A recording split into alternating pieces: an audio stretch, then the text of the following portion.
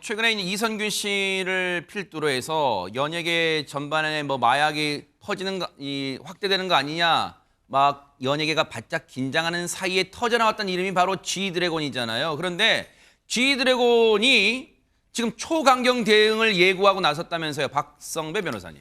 초강경 대응의 대상은 변호인 선임과 관련된 주장입니다. 앞서 G드래곤이 마약을 투약하던 의혹이 불거진 이후에 유명 유튜버 일부 온라인 커뮤니티에 G드래곤이 헌법재판관 출신이 대표 변호사로 있는 법무법인을 선임했고 변호사 수임료가 10억에서 20억 원에 달한다는 주장이 제기됐습니다. 사실이 아니라고 적극적으로 강변하고 있습니다. 네. G드래곤의 법률 대리인 어제 입장문을 먼저 보내와서 헌법재판관 출신 변호인 선임, 거액의 선임료 지급 등 추측성 허위 보도나 유튜브 영상 등이 무분별하게 나오고 있지만 전혀 사실이 아니고 추측성 보도에 대해서는 허위사실 유포 및 명예훼손으로 초강경 대응하겠다고 밝힌 바가 있습니다. 오늘 추가로 입장문을 내서 근거 없는 허위사실이 유포돼 G드래곤에게 돌이킬 수 없는 피해가 발생하지 않도록 언론과 미디어에서도 책임 있는 자세를 가져달라고 부탁했습니다. 최정화 기자님, 이게 보기에 따라서 해석하기 나름이지만 언론과 미디어에서도 책임 있는 자세를 가져달라. 그러면 MBN 뉴스파이터 포함해서 우리 바짝 긴장해야 되는 거, 우리 이제 큰일 난 거예요. 지금 어떻게 되는 거예요, 지금? 그러니까 사실상 기자 입장에서 이 변호사의 이런 공식 입장문을 받았을 때 제 개인의 생각입니다. 기자로서 받았을 때는 앞으로 기사들에 대해서도 뭐 강경 대응할 수 있다라는 예고 정도로 저는 받아들이게 되는데요. 네.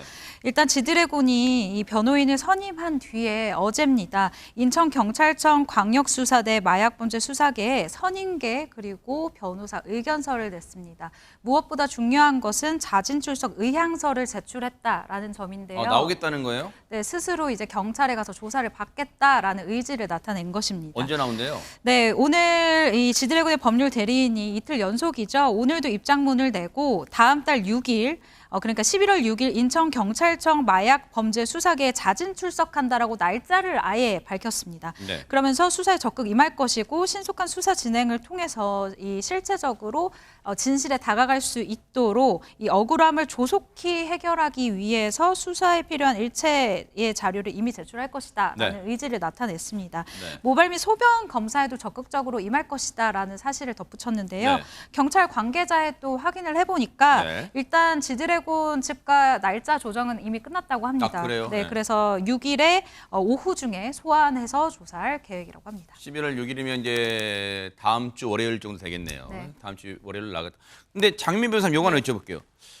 그렇게 되면 지금 언론과 미디어도 지금 바짝 긴장이지만 경찰도 지금 큰일 난 거 아니에요? 지금 만약에 지금 이렇게까지 나온다는 것은 나 마약 안 했는데 너희들 지금 잘 봐, 책임져. 이제부터 보도 잘 봐. 그리고 경찰도 책임져야 될 걸 지금 이렇게 나선 거 아니에요? 그래 보이는 부분이 있죠. 네. 뭔가 마약 혐의뿐만 아니라 일단 범죄 혐의를 받는 피해자 입장에서는 어떻게든 수사를 받는 상황이든 압수수색을 당하는 그런 국면이든 뒤로 미루려고 노력을 하기 마련입니다. 그런데 이 G드래곤 같은 경우에는 그 양상이 사뭇 다르거든요. 선제적으로 난 자진 출석도 하겠다. 특히 마약 사범 같은 경우에는 그런 게 상당히 이례적이죠. 모발로 통해서 짧게는 2개월에서 길게는 1년까지 마약 투약 같은 것들이 나오는데 본인이 자진 출석하겠다고 하면은 뭔가 휴대전화, 머리카락 이런 부분도 사실상 이미 제출하는 부분까지 녹아져 있다라고 볼 수밖에 없는 상황인 것 같은데요.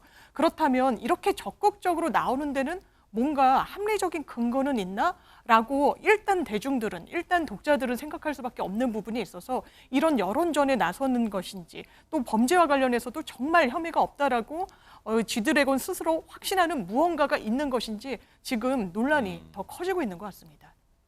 실제로 효과는 있는 것 같아요. 저 방송 오기 전에 저 아는 분이 어떻게 해요? G드래곤 저렇게 강하게 나오는데 뭐 잘못된 거 아니에요?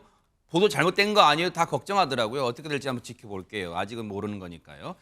이 재수한 얘기 나온 김에 지금 이선균 씨 상황은 어떻게 될지 당시 1차 소환 때 모습 좀 보시고 이어가 보도록 하겠습니다.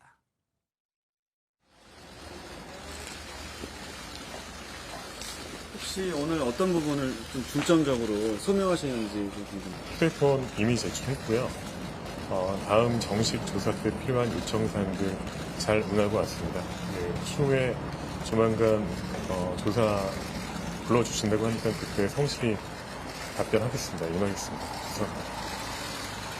혹시 유흥업소에서 협박 비슷하게 받으셨는데 억울하신 점은 없으세요? 아니, 그 또한 그것도 잘 성실히 임하고 하겠습니다. 그 마지막으로 저 모습이 엊그제 토요일 날 모습이에요. 이담아는 저때 장시간 조사할 줄 알았더니 1시간 조사하고 이제 돌려보냈어요. 그러면 아예 조사 끝난 거예요? 아닙니다. 당시에는요, 간이 시약 검사만 한 것으로 알려져 있습니다. 일단 간이 시약 검사를 했기 때문에 1시간 만에 가게 됐는데요. 이르면 이번 주말에 재소환을 하지 않을까라는 예상이 됐었는데 그래요? 네. 실제로 이번 주 토요일 2차 소환이 이루어집니다. 재소환을 하기로 했고요. 다음 달 4일 오후인 겁니다. 이 씨는요, 당일에 시약 검사를 했을 때 이 간이 시약 검사에서는 음성이 나왔다고 합니다. 이 소변 간이 시약 검사의 경우에는요, 마약을 5일이나 열흘 전쯤에 했던 것만 나온다고 해요. 여기서는 음성이 나왔다고 하고요. 네. 그래서 경찰이 국과수에 긴급 정밀 감정을 모발로 의뢰해둔 상태라고 합니다. 네. 이 경우에는 보통 한 달 정도가 걸리는 걸로 알려져 있습니다. 네. 일단 두 번째 조사에서는 진술을 하고요. 또 조서 정리도 할 것이기 때문에 1차 조사처럼 1시간 만에 끝나진 않을 거고 시간이 좀 걸릴 거라고 하고요. 일단 수사기관이 2차 소환 일정을 잡았다는 거는 유의미한 증거 확보의 가능성이 있다는 분석이 나오고 있습니다. 네. 지금 속보 잠시 읽어드릴게요. 야, 또 어떻게 알고 저희가 잠시 뒤에 전청조 얘기할 거거든요. 어떻게 또 알고 속보가 떴네요. 사기와 사기미수 혐의를 받고 있는 전청조가 체포됐다는 소식이 속보로 지금 들어와 있고요. 주거지까지 압수수색에 나선다고 합니다. 잠시 뒤에 바로 잠시도 아니야 1분쯤 뒤에 이 얘기 해드릴까지 잠시 뒤에 채널도 돌리지 말고 채널 고정해 주시고요. 요 얘기 얼른 마무리해 볼게요. 이성규 씨 나갑니다. 자, 장윤비 변호사님. 일단 4일 날 이번 주 토요일 날 불러요. 재소환해요. 그런데 이선균 씨를 협박해서 협박한 혐의로 지금 구속된 유흥업소 실장 이선균 씨로부터 얼마를 받은 걸로 지금 확인되고 있습니까? 일단 이성규 씨가 고소장에 편취당했다라고 갈취당했다라고 이 주장한 금액은 3억 5천인데요. 이 해당 실장 같은 경우에는 3억 원을 받았다는 부분에 대해서는 인정을 하고 있다고 합니다. 네. 5천만 원 부분에 대해서는 본인이 받지 않았다라는 건데 그러면서 본인도 피해자다 이런 주장을 하고 있는데 어떤 이야기냐면요. 나와 이 씨의 관계를 의심한 모종의 제3의 인물로부터 SNS를 통해서 협박을 당해왔다라는 겁니다. 네. 그럼 누가 협박을 했다는 거냐에 대해서는 협박한 인물이 본인도 누구인지는 정확하게 알고 있지 못하다라는 주장을 해서 본인도 협박의 피해자라는 또 새로운 주장을 내놓기도 했습니다. 자, 요것만 마지막 짚고 갈게요. 자, 그동안 언론 보도에서 이성규 씨 측은 박성배 변호사님 협박당해서 3억 5천 뜯겠다 했는데 지금 그 구속된 유흥업소 실장이라는 사람은 아니다. 현금으로 3억 받았다. 5천만 원을 금액의 차이가 있다. 이거 혹시 무슨 의미가 있는 걸까요? 실장의 주장이 사실이라면 자신도 협박을 받아 공갈 행위에 나서게 되었다. 법적으로는 강요된 행위로서 무죄로 기소될 수 있습니다. 다만 3억 5천만 원 내지는 3억 원, 특히 3억 원은 받았다고 주장하고 있는데 3억 원의 이익이 귀속됐다면 과연 실장이 협박을 받았는 것인지 근본적인 의문이 듭니다. 협박을 당한 자에게 어마어마한 이익을 귀속시키도록 내버려두는 협박범은 찾아보기가 힘듭니다.